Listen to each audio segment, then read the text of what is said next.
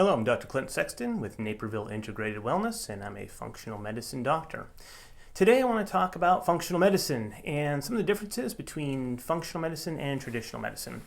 So one of the biggest differences is that in functional medicine, we're looking for root causes. So when we're talking about health or disease, those are effects. Those are the result of what the body has been subjected to or what it has experienced.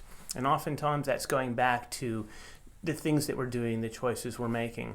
Not always, but typically we're looking at things related to diet, we're looking at nutrition, we're looking at things, other aspects of lifestyle that would impact health, such as sleep, stress management, physical activity and exercise. So all of these are going to be more of causes, okay? So if we're eating foods that our immune system doesn't like and leads to more inflammation in the body, the cause would be going back to, well, we're eating these foods that are causing inflammation, so I'm experiencing these negative effects in the body. So again, we have to understand that what we're seeing, what we're experiencing is a result of what the body is dealing with or being subjected to.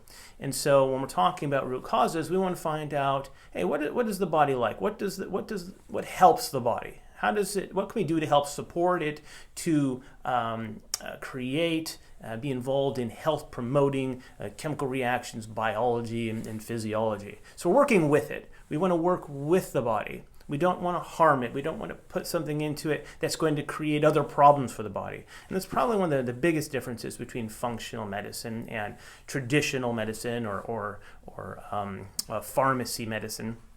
Because I'm not using drugs or medications to try to influence the body. Now, sometimes someone requires medication for their problem, but we find in most cases, and with what we're working with, we find that isn't necessary.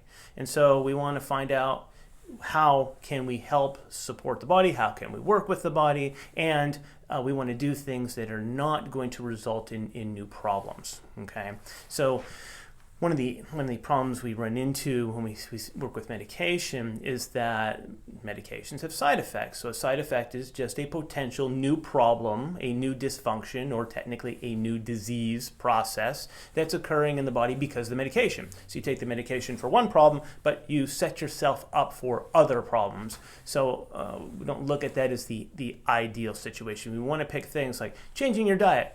We're not going to hurt anything. We're not going to create any problems by improving your diet or improving your level of physical activity or you getting more rest and sleeping better or managing stress better. None of those things have a negative side effect.